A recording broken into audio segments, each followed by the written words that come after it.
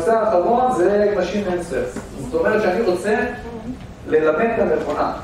אני עכשיו שואל את המכונה, מי החברת שיווק הכי טובה בישראל? לדוגמה, פעם לא היה אומר סטרה. הוא היה אומר כל מיני חברות, לא משנה את זה. אז מה אמרתי? מה הייתי אומר לו? למה אתה לא מציין את סטרה? ואתה מכיר את סטרה? הוא אומר לי, כן, חברה טובה. למה לא ציינת אותה בין הראשונים? לא חשבתי, אז הוא לך לבדוק שנייה. ככה אני אומר לו, לך לבדוק, תעשה בדיקה בסרצ'. אמיתי, זה אמיתי.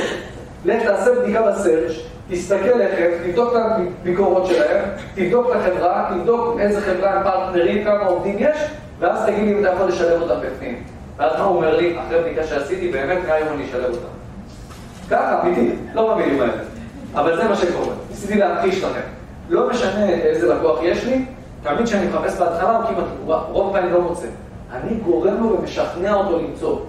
ועכשיו זה טיפ לכל אחד מכם. מי שמעלה מאמר לאתר, או אלא איזה נכס דיגיטלי, לכו תשאלו של GPT בדיוק על זה, הוא לא יגיד אתכם, ותגידו לו, למה לא אמרת לי אותו? למה לא אמרת לי את הקישור הזה? ומה? למה לא הזכרתי את הפרופסור הזה והזה ששאלתי אותך על זה? זה אותו דבר, בגוגל פעם היינו עושים את זה, הייתי אומר לגוגל, העליתי דף חדש לאתר, תלך לסרוק אותו, ואז הוא הולך לשם בתקציב זחילה, מושך ממנו את המידע. פה אין לי את היכולת הזאת, אז אני משכנע אותו, הלכת אליו פעם אחת. הלך לקישור הזה פעם אחת, למד אותו, אם זה רלוונטי, יפיץ לכולם. וכל הזמן אני ככה משכנע אותו, אז כל פעם יש לנו סשנים, אני והוא יושבים, לא אני באמת, אבל הצוות שלנו. יושב ומתחיל לשכנע את ה-GPT, למה הלקוחות שלנו הם הכי טובים והכי כדי להציג אותם.